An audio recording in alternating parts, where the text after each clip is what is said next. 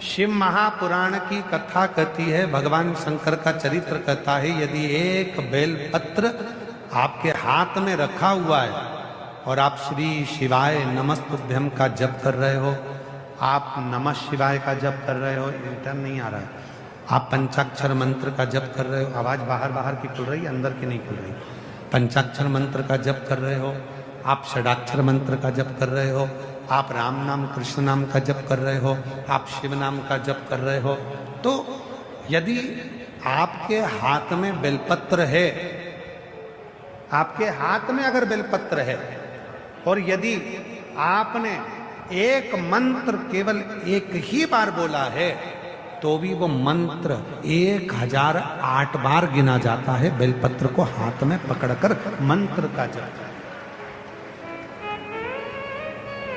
चलो इस बात को छोड़ो, तुम एक अपनी प्रैक्टिकल बात को स्मरण करो, ये बात अब तुम्हें बाद में समझाते, पहले समझो। आपके भीलवाड़ा में कभी यज्ञ हुआ?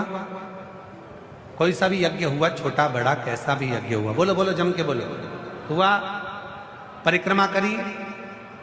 जम के तो बोलो, करी, ठीक है। तुलसी जी की कभी परिक्रमा करी? पीपल के वृक्ष की परिक्रमा करी? बट वृक्ष की परिक्रमा करी? आंवले के वृक्ष की परिक्रमा करी? किसी भी देवता की जब हम परिक्रमा करते हैं, तुलसा जी की करें, पीपल की करें, व्यासपीठ की करें, भागवत जी की करें, या किसी की भी 108 जब परिक्रमा करते हैं तो अपने हाथ में एक चिरौंजी का दाना रख लेते हैं, गेहूं का दाना रख लेते हैं, या चावल का दाना रख लेते हैं, या पंखड़ी रख लेते हैं, या पुष्प रख लेते हैं, या अपने हाथ में बादाम रख लेते हैं, किशमिश रख लेते हैं, कोई भी 108 सामग्री हम अपने हाथ में रख लेते हैं। कभी किसी से पूछा तुमने कि परिक्रमा करते समय ये 108 सामग्री जो हम चढ़ाते हैं अपने हाथ में लेकर घूमते हैं और घूमने के बाद में थाली में चढ़ा देते हैं, इसका फल क्या है? कभी किसी से पूछा? तुलसी जी की परिक्रमा कर रहे हैं और तुलसी जी की परिक्रमा करने में हम हाथ में दाना पकड़े, परिक्रमा कर कर और उस दाने को वहां चढ़ा दिए, उसका फल क्या है? व्याघ्रपाद ऋषि की कथा कर रही है, व्याघ्रपाद ऋषि की कथा कर रही है। जब भगवान का कोई तप करा जाता है या भगवान की कोई परिक्रमा करी जाती है, अपने हाथ में अगर कोई सामग्री, कोई तुलसी का दल, कोई माला, कोई बेलपत्र जब हम पकड़कर उस तप को करते हैं, मंत्र को जपते हैं या परिक्रमा करते हैं, तो एक परिक्रमा भी यदि हमने बेलपत्री को पकड़कर एक यज्ञ की परिक्रमा करी तो वो 1008 परिक्रमा के बराबर हो जाती है।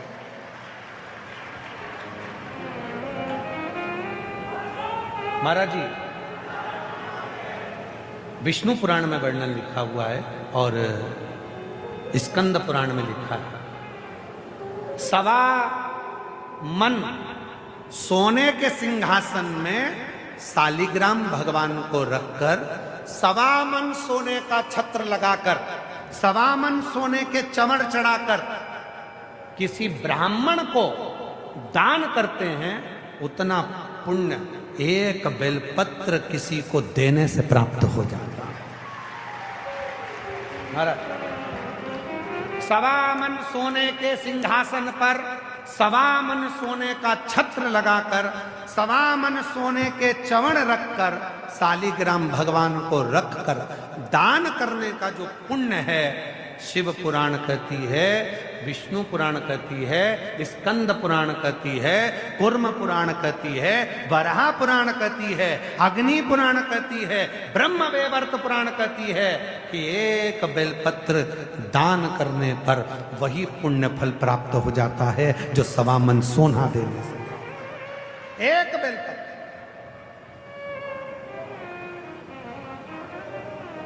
हमारी जीजियां कई बार कहती हैं, महाराज हम माला पकड़ के नहीं बैठ सकते, हम बहुत समय तक जप नहीं कर सकते। हम भी नहीं कर सकते, तुम काय को करते हो? कौन कह रहा है करो? काम करो, घर का परिवार संभालो, बच्चे संभालो, कुटुंब संभालो, रिश्ते संभालो, नाते संभालो, सबको संभालो। और जब मौका मिल जाए शिव जी के मंदिर में जल चढ़ाने जाओ, उन्हीं पे चढ़ी हुई बेलपत्र उठा लो, धो लो, बाबा को बड़े प्रेम से श्री शिवाय नमस्ते, श्री शिवाय नमस्ते, उसको धोकर धीरे धीरे उसको जल से धो साफ करो, श्री शिवाय नमस्ते, श्री शिवाय नमस्ते। बस जितनी देर बेलपत्र हाथ में रहेगी तुम मंत्र जप रहे हो, नमः शिवाय कर रहे हो, ओम नमः शिवाय कर रहे हो, राम कर रहे हो, कृष्ण कर रहे हो, श्री शिवाय नमस्तुभ्यम का जप कर रहे हो, जितनी देर तुम्हारे हाथ में बेलपत्र है, तुम जितनी देर तक भगवान का नाम ले रहे हो, वो हजार हजार हजार गुना बढ़ता चले जा रहा है। एक मंत्र तुम्हारा 1008 बार, एक मंत्र तुम्हारा 1008 बार। उस मंत्र के साथ ब्रह्मा जी के 4 हाथ का दर्शन आप लोग करते हो, भगवान विष्णु के 4 हाथ का दर्शन आप करते हो, और कभी भी भगवान शंकर की मूर्ति का दर्शन करना तो आपको 4 हाथ का दर्शन नहीं होगा, शिव जी के 2 हाथ का दर्शन होगा।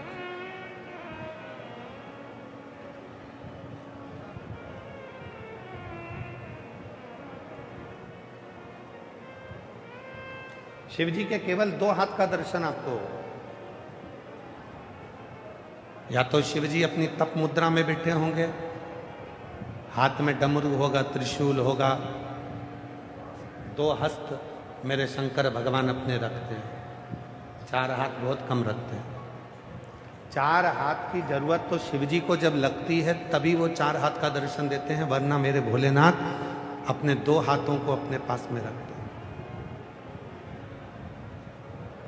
शिव 2 हाथ के, ब्रह्मा जी के 4 हाथ, भगवान विष्णु भी 4 हाथ में दर्शन देते हैं, पर मेरे शिव 2 हाथ में दर्शन देते हैं।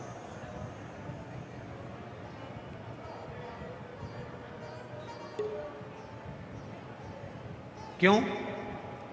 किसी ने पूछा कि भगवान शंकर अपने 2 हाथ क्यों रखते हैं, तो शिव जी से माँ पार्वती जी ने भी कहा कि ब्रह्मा जी तो 4 हाथ रखते हैं, भगवान विष्णु 4 हाथ रखते हैं, सब देवता 4 हाथ रखते हैं, आप 2 हाथ रखते हो क्यों? तो शिव जी ने कहा, मैंने अपने 2 हाथों से एक संपन्न व्यक्ति को पकड़ रखा है और एक प्रपन्न व्यक्ति को पकड़ कर रखा है, और जिसने अपनी जिंदगी में संपन्न और प्रपन्न इन दोनों को पकड़ कर रखा है, उसी ने अपनी जिंदगी को प्रसन्नता में जिंदगी को जीना प्रारंभ किया। पर आज की जो स्थिति है, आज का जो समय है, आज की जो स्थिति है, आज का जो समय है, ये बड़ा विचित्र समय है। आज के समय में व्यक्ति प्रपन्न व्यक्ति को कम पकड़ता है और संपन्न व्यक्ति को ज्यादा पकड़ता है। थोड़ा सा पैसे वाला कोई तुम्हारा रिश्तेदार होगा तो तुम तुरंत उसका गुणगान गाना प्रारंभ कर दोगे। अरे वो जयपुर में वो रहता है ना, जिसका सोने चांदी का काम है, इतना बड़ा काम है, वो हमारा मौसी का छोरा है। अरे वो वहां का जो वो है ना मंत्री, वो हमारे काका जी का लड़का है।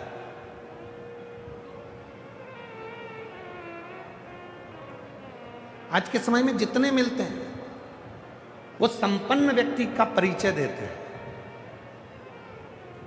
आज तक एक व्यक्ति नहीं मिला जिंदगी में कि जो प्रपन्न व्यक्ति का परिचय दे रहा हो, गरीब का परिचय दे रहा हो, जिसके पास धन नहीं है उसका परिचय दे रहा हो, जिसके पास संपदा नहीं है उसका परिचय दे रहा हो, जिसके पास दौलत नहीं है उसका परिचय दे रहा हो, जो सब्जी का ठेला लगा रहा है उसका परिचय दे रहा हो, जो पान की दुकान लगा रहा है उसका परिचय दे रहा हो, जो कबाड़े का काम कर रहा है उसका परिचय दे रहा हो, जो रोड पे बैठकर थोड़ा सा कपड़े का व्यापार कर रहा हो उसका परिचय दे रहा हो।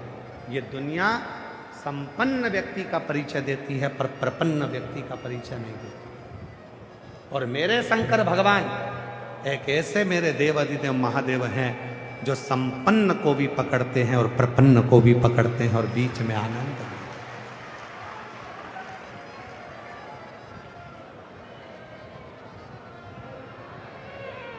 शिव यदि लंका के राजा रावण का गुरु बनते हैं, शंकर भगवान यदि लंका के राजा रावण को सोने की लंका देते हैं, तो भस्मासुर को भी भस्म होने का आशीर्वाद देते हैं।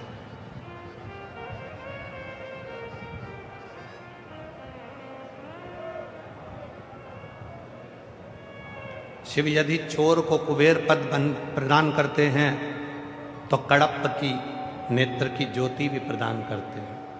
वो शिव है। उनके पास संपन्न और प्रपन्न दोनों ही बराबर, दोनों बराबर, संपन्न भी बराबर है और प्रपन्न भी बराबर है।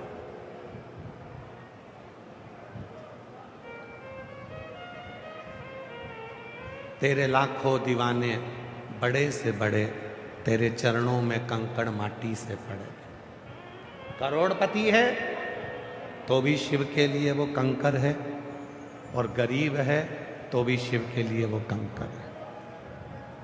शिव के लिए कोई बड़ा छोटा नहीं है। और मेरी जीजियों, बहुत सावधानी से सुनिएगा कथा को। जयपुर में जब कथा कही थी और उसके बाद में आरणी यवतमाल में जो कथा कही थी, तो आरणी यवतमाल में कथा में कहा था, शिव जी को चांदी के लोटे का जल जितना प्रिय नहीं है। सुनी थी कथा आप लोगों ने? किस किस ने सुनी थी? हाथ उठाओ जरा। आप सबको बताया था, शिव को जितना चांदी के लोटे का जल प्रिय नहीं है, शिव को जितना सोने के लोटे का जल प्रिय नहीं है, शिव को जितना कांसे के लोटे का जल प्रिय नहीं है, शिव को जितना हीरे और चांदी के लोटे का जल प्रिय नहीं है, शिव को उतना तांबे के लोटे का जल प्रिय है, क्योंकि शिव ने ही उस तांबे को वर प्रदान किया।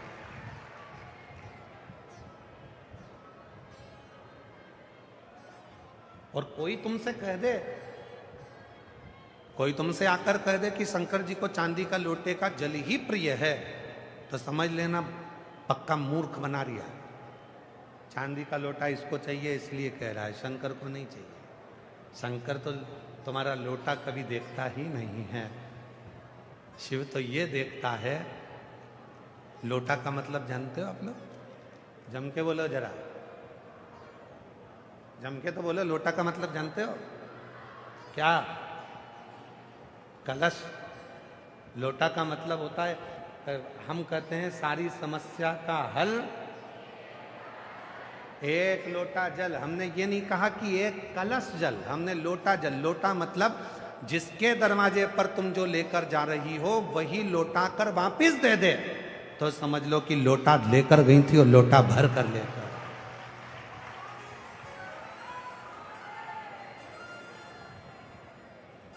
हमने कलश नहीं कहा। अपने जीवन में जितनी शिव महापुराण की कथा करी है 30-32 सालों में, उन पूरी कथाओं में केवल एक ही बात कही कि सारी समस्या का हल एक लोटा जल। लोटा का मतलब है देना और लौटा कर वापिस दिया, लौटा कर ला।